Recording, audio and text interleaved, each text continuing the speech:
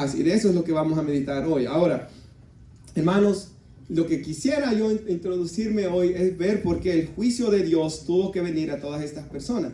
Usted ha escuchado a veces gente que critica a Dios y dicen que por qué Dios mandó a los hijos de Israel a hacer guerra a estas naciones. Entonces, hermanos, en Génesis 15 vemos el principio de esta respuesta. Dios llama a Abraham una vez más y Dios le vuelve a clarificar a Abraham, a confirmar a Abraham de que le va a dar este hijo, que está esperándolo, ¿verdad? Lo espera 25 años, hermanos, para que nazca. Él está esperando a este bebé, 25 años es mucho tiempo, ¿verdad? Y él, hermanos, Dios le dice, lo vas a tener y tu descendencia va a bajar a Egipto, va a ser esclava en Egipto por 4 generaciones. Después de 4 generaciones van a regresar, le dice Dios, a esta tierra hasta que llegue a su colmo la maldad de los amorreos, dice Génesis 15. Esta es la clave, hasta que llegue a su colmo la maldad de los amorreos. O sea, Israel iba a descender a Egipto, iba a permanecer allá hasta que llegara al colmo la maldad de los amorreos. Y después Dios iba a usar a Israel para traer juicio. Y esto lo vemos en la Biblia. Por ejemplo, Sodoma y Gomorra, ¿verdad? En Sodoma y Gomorra vemos que había tal perversión ya de que cuando aquellos 2 ángeles que toman forma de hombres entran a la casa de Lot, dice que después la casa de Lot se llena de hombres, hombres homosexuales que querían, hermanos, abusar de estos hombres.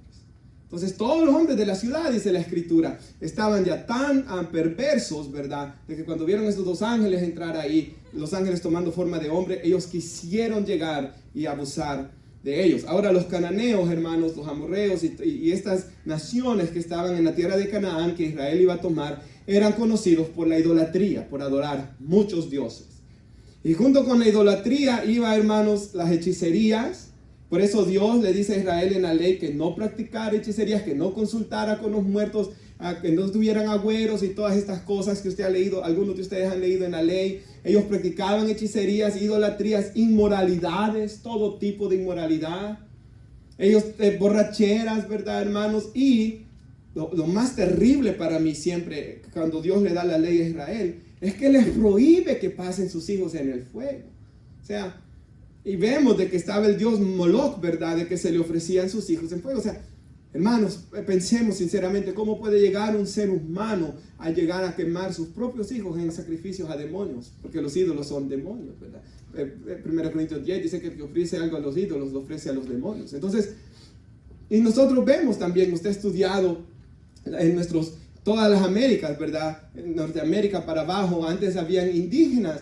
Y vemos como muchos hermanos ofrecían niños en sacrificios también a ídolos, personas. Entonces, esta maldad llegó a tal nivel, hermanos, llegó a tal punto donde ya no había vuelta atrás para esa sociedad.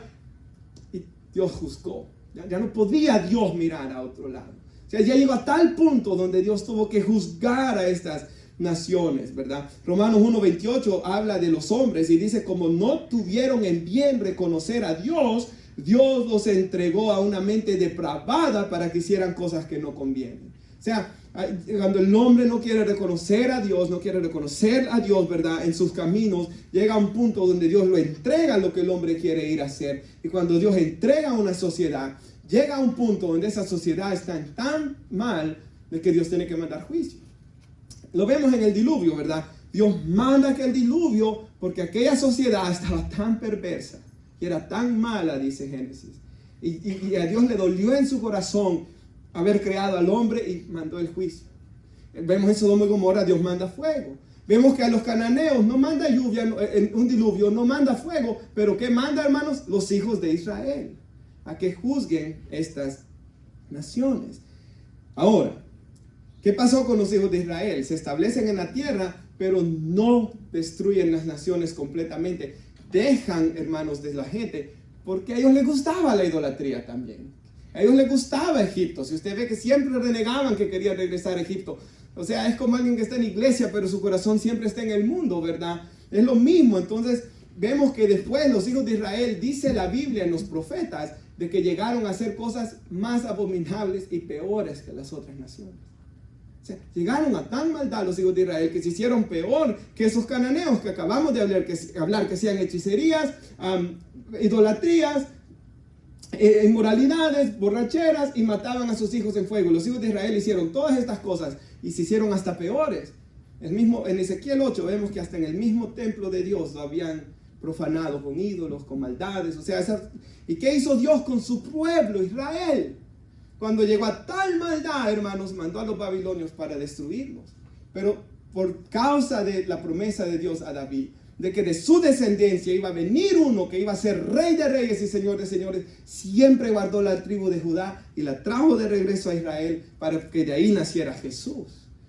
Un nuevo comienzo, porque la sociedad se había pervertido de tal manera que ya no había vuelta atrás. Y si Dios juzgó a su pueblo Israel, hermanos, no dudamos de que va a venir juicio. Y ya está un juicio de Dios sobre Estados Unidos, ¿verdad? Hermanos, cuando pensamos aquí en nuestra nación, ¿verdad? Estados Unidos, sé que no nacimos aquí, ¿verdad? Pero ciertamente todos son inmigrantes aquí, porque los primeros eran los nativos, ¿verdad? Que vinieron a ser asesinados por los blancos. Hermanos, vivimos en este país, este es nuestro país hoy, ¿verdad? Lo amamos, oramos por él, hermanos. Y estaba viendo una entrevista de este hombre, ¿verdad? Judío, Ben Shapiro. Yo solo he visto 2 entrevistas de él, por cierto, cuando entrevistó a John MacArthur y cuando entrevistó a Woody Buckham. Y la razón por la que estoy mencionándolo es porque en su providencia Dios me permitió ver esta entrevista esta semana y Dios me hizo ver la maldad de la sociedad. No es algo que yo lo busqué, de repente me apareció el video, lo puse y Dios, hermanos, me dejó con una pesadez en mi alma con esto. Ahora este hombre le pregunta al pastor Woody Buckham, que él es afroamericano, él es de raza negra. Woody Buckham cuenta, hermanos, de que su descendencia, sus padres, sus abuelos, bisabuelos, tatarabuelos, ¿verdad? Y tantas generaciones atrás que ellos piensan que fueron de los primeros esclavos que vinieron en los 1700 a Estados Unidos. Y la pregunta que le hacen es sobre la justicia social. Ustedes lo han escuchado, los jóvenes lo han escuchado, social justice le llaman, ¿verdad? Y la justicia social, social justice, prácticamente lo que trata es de que a los afroamericanos no se le dan los mismos privilegios que a los blancos. Y que el sistema está hecho para que el blanco siempre esté arriba y las minorías junto con las personas de raza negra estén abajo. Y por eso es que los afroamericanos no pueden salir, ¿verdad?, de lugares pobres como en Baltimore, ¿verdad, hermanos? Y no salen hacia adelante porque el sistema está hecho para favorecer al blanco. Y Woody Buckham le contesta, cuando le pregunta a Ben Shapiro esto, ¿verdad?, ¿qué piensa de esto? Y me gustó tanto lo que él contestó. Y escúchelo. Dice él, no podemos culpar al sistema por todos los problemas que hay en la comunidad negra. Y él dice, 75%, casi dice él, y lo estoy citando textualmente como él dice en la entrevista, casi 75% de los niños negros nacen fuera del matrimonio. O sea, en los afroamericanos, entre las personas de raza negra, el hermano Woody Buckham le explica que casi 75% de estos niños están naciendo fuera del matrimonio. Y sigue diciendo el hermano, no importa la raza, ¿verdad? Sin importar, hermanos, la etnicidad, se muestran claramente en las estadísticas que todos los niños que no crecen bajo un matrimonio, oiga esto, todos los niños que no crecen bajo un matrimonio están en muchísimo más altos porcentajes en la cárcel que el que crece en un matrimonio. O sea, el que crece en un matrimonio, en un hogar estable, va menos a la cárcel que el que no. Y 75% de los niños afroamericanos están creciendo en hogares sin papá. El propio Woody Buckham dice que él no conoció a su papá, o sea, su papá no lo creció. Y creció con su mamá, y su mamá era budista. Y la gracia de Dios, él conoció el evangelio en la universidad y se salvó. Y hoy Dios lo usa grandemente a este hermano. Y es pastor y, hermanos, Dios lo está usando tanto aquí en Estados Unidos, pero se fue a África y ya está ayudando en África. Ha plantado iglesias, hermanos. Y es un pastor que Dios está usando grandemente. Pero él dice así, las estadísticas muestran que los que nacen fuera del matrimonio van más a las cárceles, drop out of high school, se salen más de la high school, ¿verdad? Que no terminan la high school, tienen más problemas de drogas, más problemas de alcoholismo y más problemas de violencia. ¿Está de acuerdo la Biblia con que la fornicación es pecado? Claro que sí. ¿Por qué lo prohíbe la Biblia? Porque Dios sabe, hermanos, de estas cosas. Como nuestro hermano Marvin nos lo dijo también en aquella predicación, las consecuencias de la fornicación. Ahora, hermanos, de ahí el diablo sabe, ¿verdad?, de que una sociedad sana está basada en familias sanas. Una iglesia sana también en familias sanas, ¿verdad? Porque de nada nos serviría, hermanos, que acá estuviéramos bien sanos, ¿verdad? Todos portándonos bien si en nuestras casas estuvo todo mal, ¿verdad, hermanos? Entonces, sociedades sanas, familias sanas, perdón, van a ser sociedades sanas y van a ser iglesias sanas, y es por eso el ataque de Satanás a los matrimonios. Él sabe que si ahí él ya comienza a destruir, y es por eso que el índice de divorcios va creciendo tan rápidamente en Estados Unidos, y cada vez vemos más mal en la sociedad, hermanos. Más mal y más mal. Y yo por eso quisiera exhortar a los jóvenes, todos los jóvenes hoy aquí, ¿verdad?, que tengan cuidado con quién se van a casar. Me gusta lo que dice Paul Washer, de que él tiene hijos y hijas, ¿verdad?, bastantes. Dice él que nomás miraba, nacía un varón o nacía una hija, o desde que le decían hoy por la sangre, ¿verdad?, rápidamente se sabe, antes de ese examen que antes iban a las hermanas y se daban cuenta, hoy desde la sangre yo ya sabía que iba a ser niña, ya sabía cuándo iba a ser el niño también, desde ese examen, ¿verdad? Entonces, él dice que él comenzó a orar por la futura esposa, el futuro esposo de sus hijos. ¿Cuánto ha orado usted? En cierta ocasión recuerdo un testimonio de una mujer que estaba enojada con su hija porque a cualquiera que le hablaba le hacía caso, ¿verdad? Y este no es de mi agrado, y ¿por qué no tienes un estándar alto de qué hombre buscar? Y luego, hermanos, al examinar, la joven había crecido sin padre. La madre no le había dado buen ejemplo. La madre era abusiva y gritaba en la casa. Y la niña tenía tan mal su autoestima que por eso a cualquiera que le hablaba, ella ahí estaba, porque ella estaba buscando algo que nunca recibió en el hogar. A veces es fácil, ¿verdad?, criticar a nuestros jóvenes, pero a veces es de sentarnos a ver detrás de sus comportamientos qué es lo que está sucediendo. Igual que podemos criticar, ¿verdad?, nuestros países, por ejemplo, los hispanos, ¿por qué están tan mal? Pero ha habido nuestras sociedades en Latinoamérica han estado tan lejos de Dios. Por eso es que en los gobiernos ha habido tanta corrupción, y por eso es que ha habido tanto problema entre las familias, ¿verdad? Por eso es que Latinoamérica está tan mal, igual que los afroamericanos aquí. En nuestro país, ¿verdad? En nuestros países, yo me recuerdo la primera vez que fui a El Salvador, después de todos los años que no había ido, de que, bueno, hasta algunas familiares, ¿verdad?, habían salido embarazadas y nomás habían nacido las hijas, se habían ido, no querían trabajar, acusaban la pobreza, hombres ya viejos de 25, 27, 30 años viviendo con la mamá, porque no querían hacerse cargo de las hijas, ¿verdad? Y yo le digo a las jóvenes, no les den su cuerpo a jóvenes que ni siquiera se quieren comprometer con ustedes. O sea, ¿cómo les van a dar su cuerpo a un hombre? Y a veces lo hemos visto, ¿verdad? Mujeres se entregan a los hombres, tienen hijos, saben cómo eran de malo los hombres y luego vienen a culpar a Dios. ¿Por qué no lo salvas? ¿Por qué no lo cambias? Si Dios desde entrada dice que no se deben unir en yugo desigual. Entonces cada joven, ¿verdad?, los papás también tenemos que hacer nuestra parte orando y procurando que ellos crezcan lo más sano posible, pero ellos también tienen que ser sabios. Orar, esto es algo bien serio con quien me voy a casar, no es broma. O sea, es algo muy serio, hermanos, es algo que no lo podemos dejar así nomás, como que no importa, esto importa mucho, porque nuestras sociedades están mal por causa de cómo está de mal el matrimonio. Ahora, él contestó de esta forma, hermanos, la justicia social, ¿verdad? Como esto, la justicia social prácticamente, social justice, está tratando de culpar y puede haber cierta culpa, ¿verdad, hermanos? Si el blanco tiene más privilegios porque ya crecen con padres que tienen más dinero, crecen con padres de que más fácil les dan estudio, o les han inculcado más estudiar, o les han hecho leer más libros, es verdad. Pero hermanos, hemos visto muchos hispanos que hemos venido aquí, ¿verdad?, sin papeles y aún así salimos adelante. Y muchos blancos con todos los privilegios tirados aquí en nuestras calles de esta ciudad, hermanos.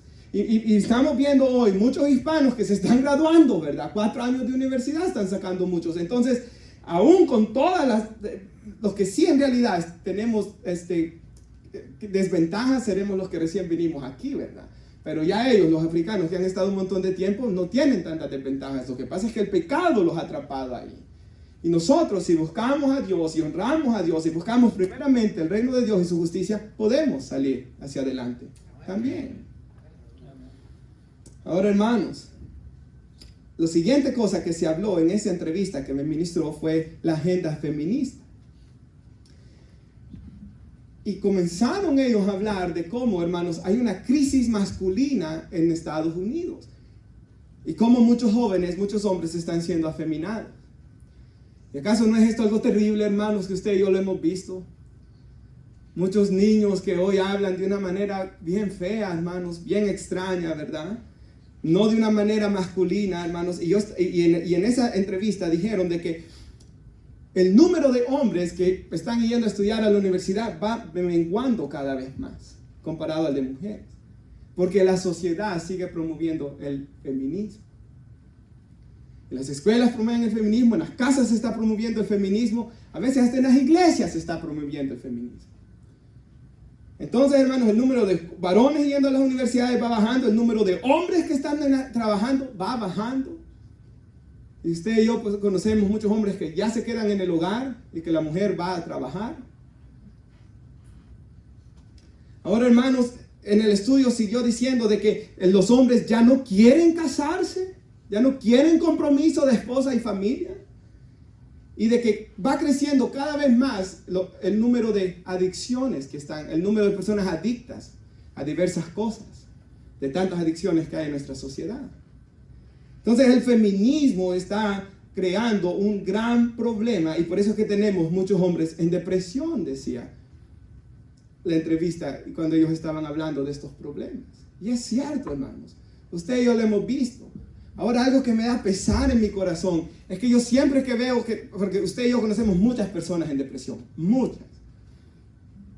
Y en cierta ocasión, un familiar me llamó de lejos, ¿verdad? Una tía, y me dice ella que estaba en depresión y que qué iba a hacer. Y yo le dije, acérquese a una iglesia, acérquese a Dios. Porque su problema es el pecado y no estar en una comunión con Dios. Tanta gente, y esto es lo que a mí me da pesar, el psicólogo. Vaya al psicólogo. O que mis hijos necesitan terapia. ¿Y qué les va a decir el psicólogo? Si no solo darles las ideologías del mundo que son las que tienen hundidas a los hombres. Basta de psicólogos. Basta de que, hermanos, una prima mía por añazos ha ido al psicólogo. Añazos. Y cada vez empeora, cada vez empeora, cada vez empeora. Más hundida en la depresión porque ellos solo buscan sobar la espalda, hacerlo sentir bien en el pecado. Pero es la palabra de Dios la que va a ser libre. Es la palabra de Dios la que va a lidiar con el pecado. Es la palabra de Dios la que cambia el corazón de piedra. Porque el problema es el pecado, hermanos. ¿Verdad? Basta de psicólogos y de cosas así. Y el hermano Woody, para concluir esta parte de eso que Dios me ministraba, dice de que Dios creó al hombre, y me encantó tanto la definición que él dio, para ser, dice él, sacerdote, profeta y proveedor del hogar. Yo quisiera, hermanos, después ellos hablan de otras cosas, pero cuando preparaba este mensaje recordaba eso de la entrevista y quisiera abundar un poco más en lo que él dijo, sacerdote. ¿Por qué? Porque el hombre es llamado para interceder por su familia. En el tiempo antiguo, antes que Dios estableciera sacerdotes, ¿verdad? En Israel, ¿quién era? Por ejemplo, Job, él era el que hacía el trabajo sacerdotal en su hogar. O sea, él era el que tomaba las riendas espirituales del hogar, él era quien lideraba el hogar. Todos los días ofrecía sacrificios por si sus hijos habían pecado. Y lo que yo quiero que veamos es que si nosotros como hombres no estamos desempeñando nuestro papel bíblico en el hogar, siempre nos vamos a sentir infelices. O sea, si yo no estoy, hermano, siendo el sacerdote de mi hogar en intercesión, y dijo profeta, ¿por qué? Porque el hombre es llamado a ser maestro en el hogar, predicador del hogar. Todos los que están aquí son llamados a ser los maestros de la Biblia en sus hogares, hermanos. Somos llamados a ser los proveedores, dijo él. Y es cierto, hermanos. Por ejemplo, cuando se tienen hijos, díganme la verdad de la verdad. ¿Qué es más correcto? ¿Que el hombre se quede en casa con ellos o las mamás? Las mamás la necesitan más en el hogar, hermanos. Una Biblia dice eso en 1 Timoteo 2. Ella necesita estar más en casa. El hombre debe trabajar más. Pero la sociedad está torciendo las cosas. ¿Quién es llamado a ser el protector? Por mucho que la mujer diga que es igual de fuerte que el hombre, no lo es. Steve me contó una historia de que un amigo de él estaba en el baño de hombres cuando otro bully lo atacó. Entonces viene el amigo de Steve y le comienza a pegar y se dan duro y pues le gana y le da y le da y le da. ¿Qué es lo que sucede? Que después se da cuenta el amigo de Steve que era una mujer vestida de hombre. Una mujer transgénero, por eso que le dio duro tan fácil. Una mujer fue la que atacó en el baño y luego lo querían acusar de golpear a una mujer. Ve cómo ellos siempre tuercen la cosa a su conveniencia. Cuando les conviene son hombres, cuando les conviene son mujeres. Una jovencita quedó muy mal herida porque un hombre transgénero, hermanos, se puso a jugar voleibol. Ustedes lo vieron en las noticias y le pegó un gran golpe que le torció la nuca. Porque ¿cómo una niña va a estar jugando contra un hombre? ¿Cómo una niña va a estar wrestling contra un hombre en la escuela? Jugando fútbol contra hombres. Esto no debe ser así, hermanos. Y por mucho que la sociedad quiera torcer las cosas, el hombre es llamado a ser intercesor, maestro, protector y proveedor para su familia. Eso debemos enseñarle a nuestros jóvenes, ¿verdad? No que el mundo les enseñe. Y hermanos, por mucho que las agendas hagan lo que hagan, nosotros somos llamados a seguir la Biblia más que las agendas. Una palabra de cuidado con esto que Dios me hablaba a mí es: no me sirve mucho a mí estar hablando mal de las agendas si no les estoy enseñando la Biblia. O sea, porque ¿de qué me sirve a mí venirle a decir a los jóvenes y a mis hijos el día de mañana lo malo que son esas agendas si no les estoy enseñando bíblicamente cómo se ve un hombre?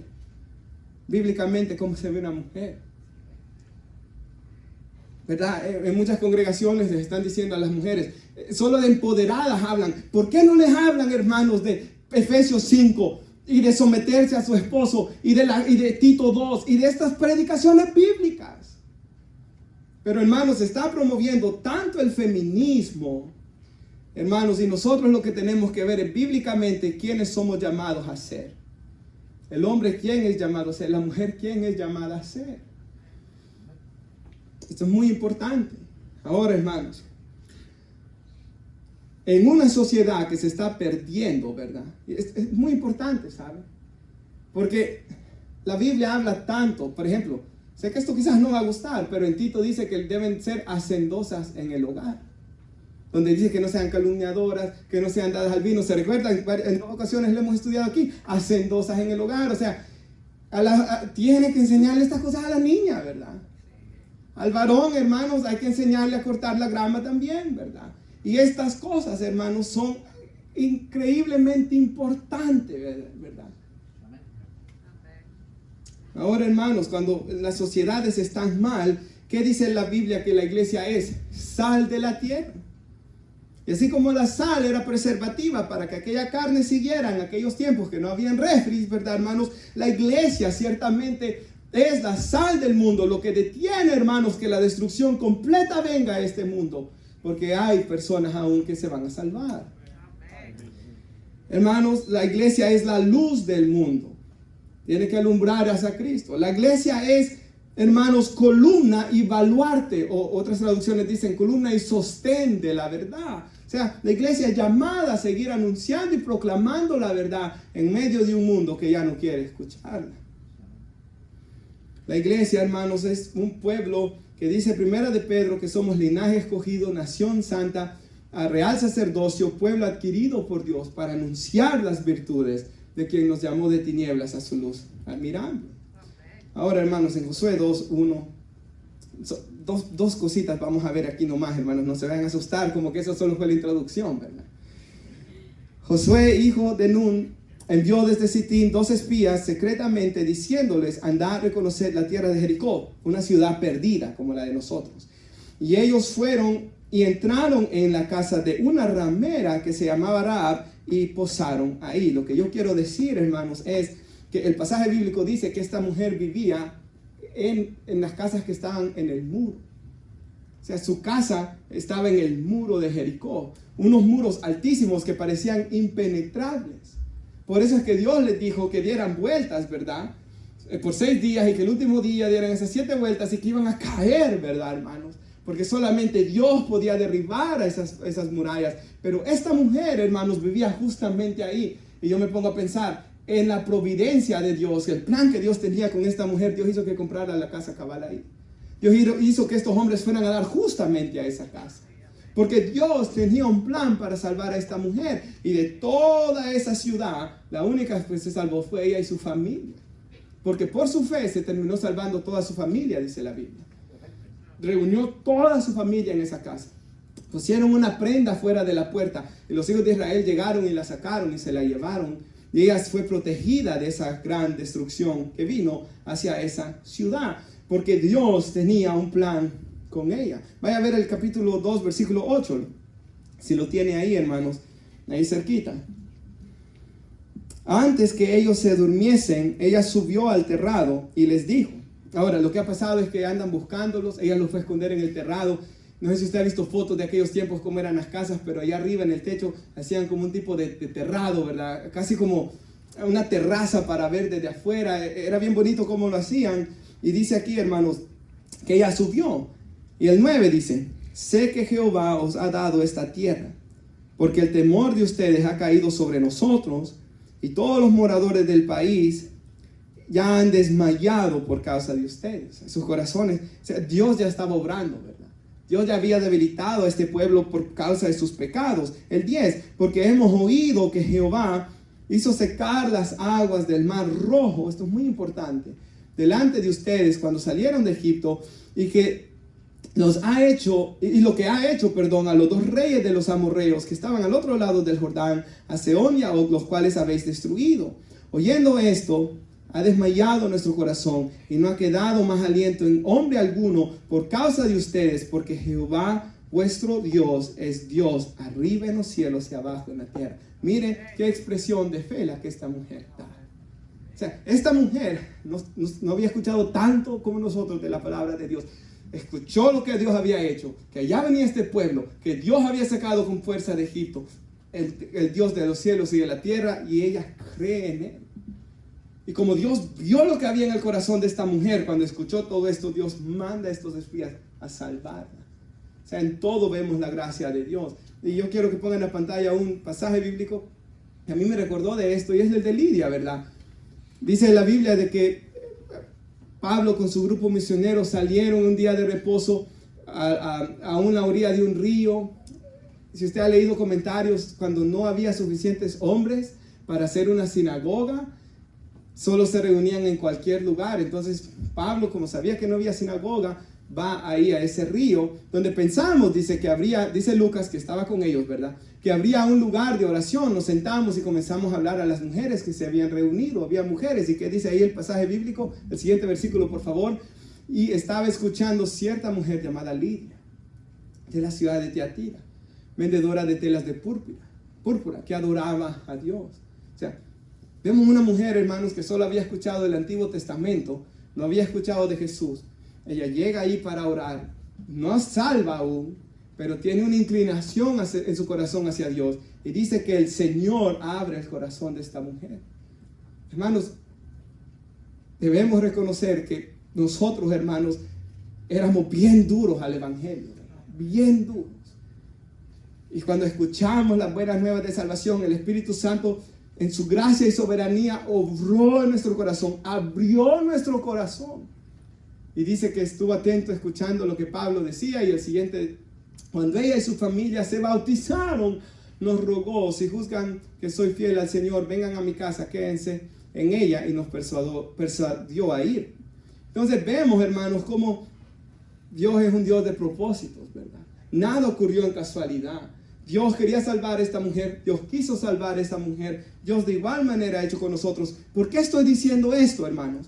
Porque he hablado de la sociedad perdida, y de una sociedad que está mal, y de una sociedad de que ya Dios le ha entregado una mente depravada, ¿verdad? Hermanos, donde hay agendas, ¿verdad? LGBT, aborto, social justice, ¿verdad? Y esta que acabo de decir del feminismo. Entonces, todas estas agendas están yendo en contra de la palabra de Dios, están siendo promovidas por el gobierno, por las televisiones, por todos lados. Pero en medio de todo eso, hermanos, Dios siempre tendrá 7,000 que no doblen sus rodillas ante Baal. Dios siempre va a tener, hermanos, su iglesia, ¿verdad? Hasta que Él venga por ella, que siga proclamando la verdad. Y habrán personas que Dios va a abrir su corazón, hermanos, para escuchar el evangelio. Y que van a recibir la iluminación del Espíritu Santo. Y que van a comenzar a ver la maldad de su pecado. Y hermanos, en esto yo quisiera hablar de lo que hablamos ayer, ya casi para ir a una conclusión. Y es, hermanos, que ayer en la enseñanza bíblica que tuvimos, ayer en el ayuno, hablábamos de cómo Satanás hace que las personas no vean al pecado como de verdad lo es. Y la gente comienza a ver el pecado, hermanos, de una manera diferente. Y por ejemplo, hermanos, hagamos un corto ejercicio de cómo el diablo promueve algunos movimientos. Por ejemplo, el LGBT. Satanás lo ha promovido usando un arco iris. El arco iris es bonito, es lindo, es símbolo, hermanos, de la misericordia de Dios con el hombre, de darle una segunda oportunidad al hombre. Entonces el arco iris es algo precioso. Satanás lo ha tomado, y estos perversos, como un símbolo, ¿verdad?, para hacer lo que se vea bonito. Y dicen aceptación. El amor es amor. Pero no muestran, hermanos, la vergüenza, como dice Romanos 1, que esto es vergonzoso, la maldad, el daño que se hace, y los niños que están adoptando, y los testimonios que hay del trauma psicológico de estos niños en estos hogares, hermanos. Ellos no dicen eso. O sea, Satanás trata de mostrar el pecado de una manera y no muestra la verdad de él. Eso solo Dios y su palabra lo hacen. Veamos otro rápidamente, ¿verdad?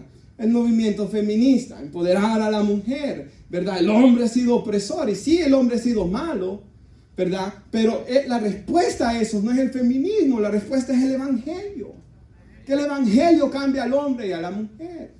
Pero el feminismo trata de mostrar una cara bonita, pero no muestra todo el daño que se ha hecho a la sociedad, el daño que se le está haciendo al hombre.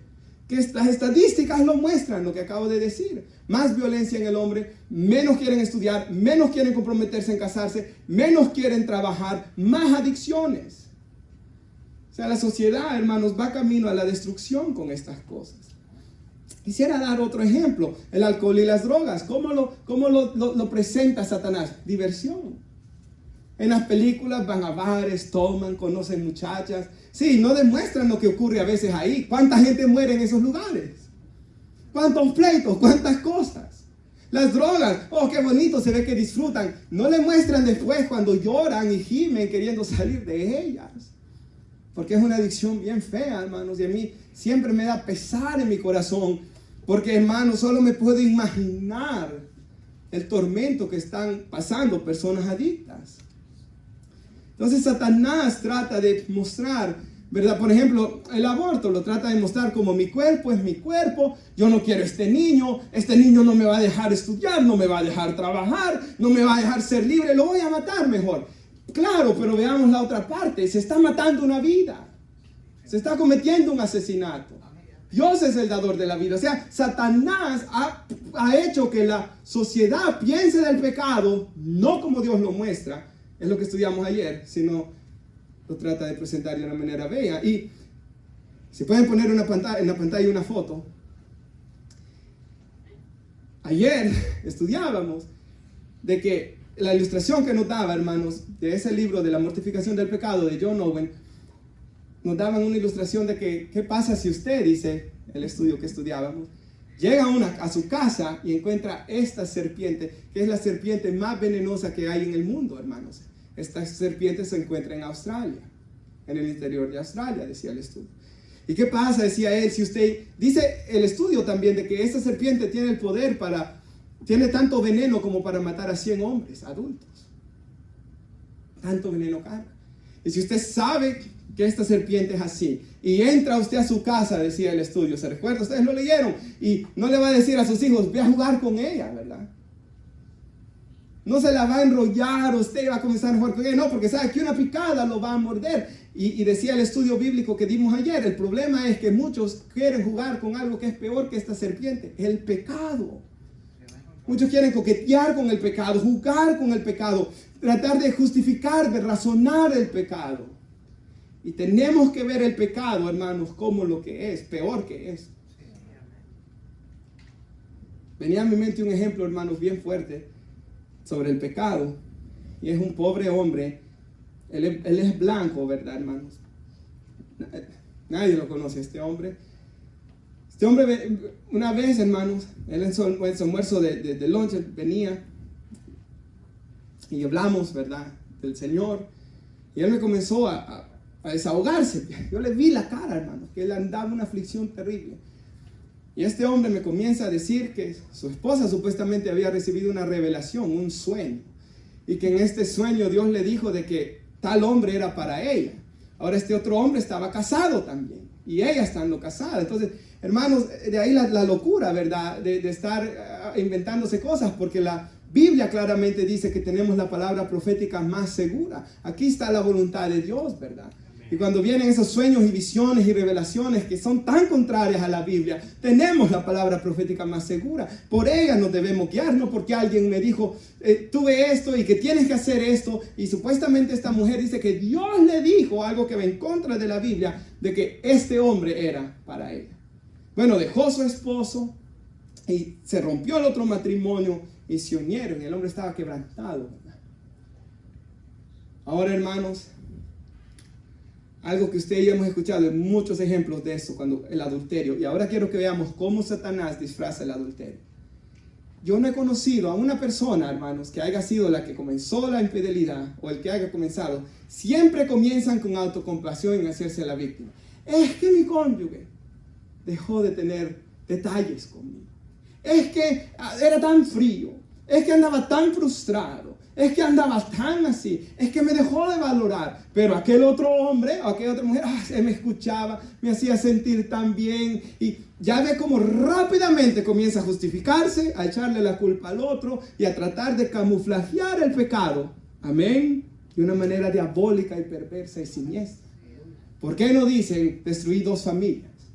¿Por qué no dicen ha quedado un hombre y una mujer con el corazón deshecho? Han quedado niños perdidos, ¿verdad? Entre medio de todo este problema solo por la lujuria del pecado. El pecado se debe de ver como es, hermanos. Y no dejemos que Satanás nos quiera engañar con el pecado. Ahora, hermanos, si pueden poner un pasaje de Hebreos 3:12. La palabra de Dios nos exhorta aquí. No se equivocaron, pero si quieren, busquémoslos en las Biblias. Ese es Hechos. Pero si buscan en la Biblia, en Hebreos, por favor, hermanos. En Hebreos 4. Hebreos 3, perdón. O sea, la escritura está bien, el pasaje fue la equivocación. Es que como les había dado el de los Hechos, ¿verdad? Hebreos 3, vamos a ver el 12, ¿lo tenemos? Miren, hermanos, dice, no haya que en ninguno de ustedes... que no haya en ninguno de ustedes un corazón malo de incredulidad para apartarse del Dios vivo. Antes exhórtense los unos a los otros cada día, entre tanto que se dice hoy, para que ninguno de ustedes, esto es muy importante, sea endurecido por el engaño del pecado. Porque somos hechos participantes de Cristo, con tal que retengamos firme hasta el fin nuestra confianza del principio. Hermanos, hemos sido participantes de, solo piensen eso, participantes de Cristo, del Creador de todas las cosas, de aquel delante de quien sus rostros cerraban sus ojos, cubrían sus rostros, los serafines, de aquel delante de quien toda rodilla se doblará y toda lengua confesará. Somos partícipes de Él. Qué privilegio, de que los cielos de los cielos de los cielos no pueden contenerlo. Que ninguno haya un corazón malo de incredulidad. O sea, que Satanás no comience a meter, hermanos, este veneno en nuestras mentes y hacernos pensar como el mundo. Que ninguno de nosotros se endurezca el corazón, porque el pecado endurece el corazón. Y en nuestro estudio de ayer, hermanos, de las graves consecuencias del pecado, ¿qué fue lo que dijimos? En primer lugar, el pecado endurece el corazón contra Dios. Cuando alguien decide ir tras el pecado, su corazón se va endureciendo. Ya no hay sensibilidad para el Espíritu Santo. O sea, se va endureciendo uno contra la Biblia, va perdiéndole gracia, va perdiéndole disfrutar, ¿verdad? Saborear, disfrutar la lectura, va perdiendo, se va endureciendo contra la oración, se va endureciendo cuando están las alabanzas y los hermanos disfrutando, se va endureciendo, Eso hace el pecado. Y hermanos, esta semana estaba escuchando una Ask Pastor John, se llama, donde le preguntan al pastor John Piper, y una muchacha le decía: mi corazón se ha endurecido tanto contra Dios porque he vivido tanto tiempo en fornicación con mi novio, de que ya me he endurecido, ya no disfruto ir a la iglesia. Antes yo cantaba, adoraba, lloraba, leía la Biblia, disfrutaba las prédicas, hoy ya nada. Y recuerdo y me da pesar, ¿qué me ha pasado? ¿Será que aún hay esperanza para mí? Y luego me pongo a ver los comentarios, hermanos, y encuentro el montonazo de comentarios de personas que por no ver el pecado como la serpiente destructiva que es, sino por querer jugar con él, se endurecieron tanto que hoy hay una gran preocupación. Ya no disfruto a Dios. Ya no disfruto la presencia de Dios. ¿Y por qué lo recuerdan y quieren regresar? Porque, hermanos, no encuentran esa bendición en el pecado. Entonces están endurecidos, están siendo miserables en el pecado y recuerdan a Dios y quieren regresar. Hermanos, si nosotros somos convictos de pecado, demos gracias a Dios. Si usted siente la presencia de Dios al doblar sus rodillas y orar, demos gracias a Dios. Si hay deseo en congregarse, demos gracias a Dios. Si disfrutamos la lectura, demos gracias a Dios. Y si hemos decaído, hermanos, oremos y volvamos a Dios. Él es amplio en perdonar. Y si nuestros pecados fueran rojos como el carmesí, Él siempre nos toma, porque Él es un Dios bueno. Pero no olvidemos que el pecado trae graves consecuencias. Endurece el corazón contra Dios. El segundo, disciplina temporal del pecado. O sea, el pecado produce una disciplina temporal. La Biblia lo dice en Hebreos 12, ¿verdad? Dios al que ama disciplina, como todo padre azota al hijo que ama. Viene una disciplina. No sé, hermanos, cuando usted era pequeño, que todavía le dolía, porque llega un punto donde ya no duelen, ¿verdad? Los hinchazos de mamá. Me recuerdo una vez de que actué como que me dolió, hermanos, porque ya no me dolió. Eso me acordé cuando estaba preparando esto. Entonces, recuerde quizás cuando le dolía, ¿verdad? Hermanos, la disciplina del Señor duele y duele mucho. Tercero, dijo el estudio de ayer, se pierde la paz. En el pecado se pierde la paz de Dios. Recuerda, David, iracundo, no tenía paz, noches de agonía, ¿verdad? Le pidió a Dios que le devolviera el gozo de su salvación. Y cuarto, y esto es lo más terrible, decía nuestro estudio ayer, el peligro, la consecuencia más grave del pecado es el peligro de la destrucción eterna. Al continuar en el pecado, uno puede demostrar que nunca estuvo verdaderamente convertido, decía nuestro estudio. Y seguía diciendo sobre la gravedad del pecado, y esto nos ministró ayer, ¿verdad? Entendemos la culpa a través de la ley y el evangelio. Porque ¿qué nos dijo el estudio ayer? Y eso me gustó. Cuando pecamos, no seamos rápidos en aplicarnos la gracia. O sea, fallé y luego, bueno, confieso mi pecado, Dios es fiel y justo para perdonarme, sigo adelante. No. Tiene que haber un quebrantamiento por el pecado. Tengo que sentirme mal por haber pecado contra el Dios Santo. Tengo que comenzar a indagar por qué cometí tal falta, que fue lo que estudiamos ayer, ¿verdad, hermanos? Y se nos dio las formas de cómo examinarme a mí mismo, por qué cometí tal pecado. Y no voy a repetir eso. Pero quiero decir esto.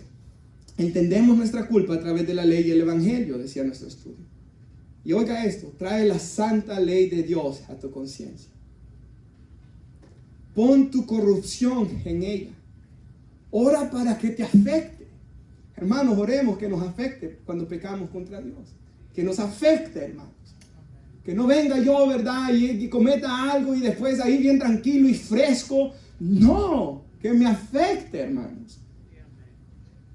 Medita, dice, en los mandamientos bíblicos que hablan de la pecaminosidad. Y luego considera tu pecado a la luz de la cruz. Y pregúntate, ¿por qué he seguido pecando cuando se me ha demostrado tanta gracia y misericordia? ¿Cómo puedo mostrar tanto desprecio? O sea, dijimos 3 cosas para vencer el pecado. Verlo como de verdad es, con su maldad, con sus consecuencias. Pero mirarlo a la luz de la santidad de Dios, de los mandamientos de Dios. Y luego mirarlo a la luz del evangelio, la cruz. Cristo derramó su sangre. Decía nuestro estudio, es un insulto a la sangre de Cristo, basado en Hebreos 10, donde dice que algunos pisotearon la sangre del Hijo de Dios. Es un insulto a la sangre de Cristo permanecer en los pecados por los cuales Él derramó su sangre. Hermanos, y esta sociedad no ve el pecado así. No lo ve como un mal. No lo ve como... Y yo antes era así, hermanos, y usted también. Porque cuando antes de ser cristianos nunca pensábamos en cómo estábamos ofendiendo al Dios Santo. Y no pensábamos en la sangre que Cristo derramó tampoco, porque estábamos cegados por el pecado. Pero Cristo abrió nuestros ojos para ver la maldad del pecado, y su palabra como hoy nos lo abre. Cristo abrió nuestros ojos para ver la santidad de Dios. Cristo abrió nuestros ojos para ver su sangre derramada en la cruz. ¿Y cómo puede seguir en el pecado cuando Dios ha mostrado tanta gracia y misericordia? ¿Cómo puedo mostrar tanto desprecio? Y concluyo con 2 escrituras. La primera en Mateo. Por favor. Y aquí, hermanos, la palabra de Dios nos está hablando de esta mujer Rahab. Salmón fue padre de Boaz, cuya madre fue ¿quién? Rahab. O sea, esta mujer, hermanos, no solo Dios la rescató de esa ciudad perversa, Dios la rescató de estar perdida en esa mala práctica que ella tenía, pero Dios le dio una familia. Y Dios hizo algo más por ella. Ella vino a ser parte del linaje de nuestro Señor Jesús, que es lo que aquí trata. Dice que Boaz fue padre de Obed, cuya madre fue Ruth. Ahí vemos a Ruth, vemos a Rahab. Porque recuerde que el punto que estas historias están en la Biblia nos muestran y nos enseñan cosas, pero más allá es de que son parte de la historia de la redención. Cristo vino por medio de estas descendencias, ¿verdad? Dice Obed fue padre de Isaí, y Isaí fue padre de ¿quién? Del rey David. Y ahí sigue con el rey Salomón y todo lo que pasa ahí, ¿verdad? Pero el punto que yo quería hacer es, esta mujer es un ejemplo de la misericordia de Dios. Porque llegó a ser parte del pueblo de Dios. Y nosotros también, hermanos, hemos salido de las tinieblas para ser parte del pueblo de Dios. Fue parte de esta fue parte de la genealogía santa de que iba a traer al Hijo de Dios. Nosotros somos hijos de Dios por la sangre con la que hemos sido comprados.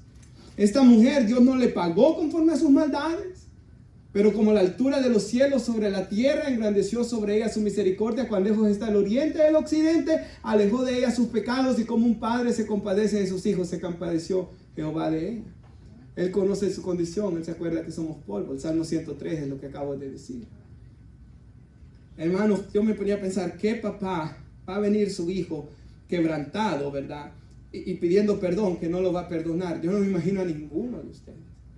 Y nuestro Dios, hermanos, dice que si nosotros somos malos, sabemos dar buenas cosas a nuestros hijos, ¿cuánto no más Él? Da el Espíritu Santo a los que se lo pidan.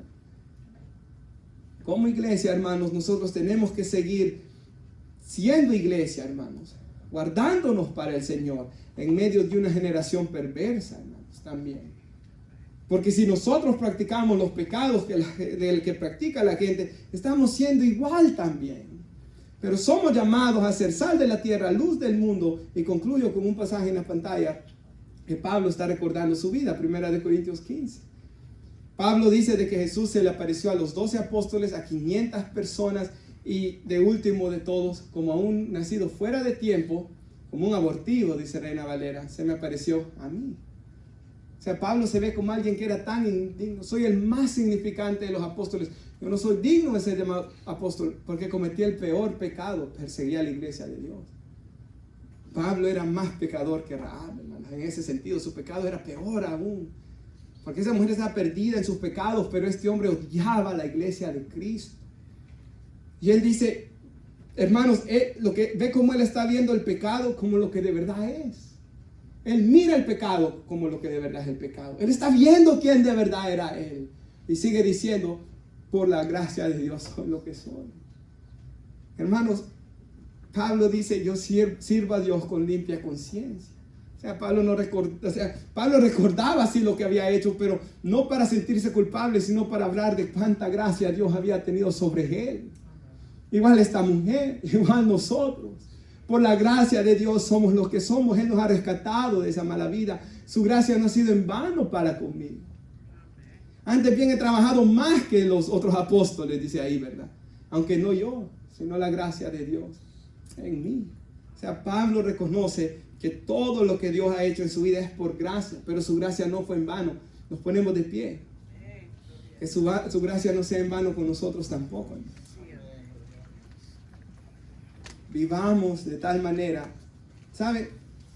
Pablo ora que la iglesia en Colosenses 1 sea lleno del conocimiento de Dios para que ande como es digno de Él. Y yo lo oraba ayer en el ayuno, Señor, que caminemos de una manera digna de ti. Oramos. Padre, le damos gracias por su palabra, Señor, que nos ha hablado hoy de una sociedad perversa, Señor, de una sociedad mala, Señor, de una sociedad, Señor,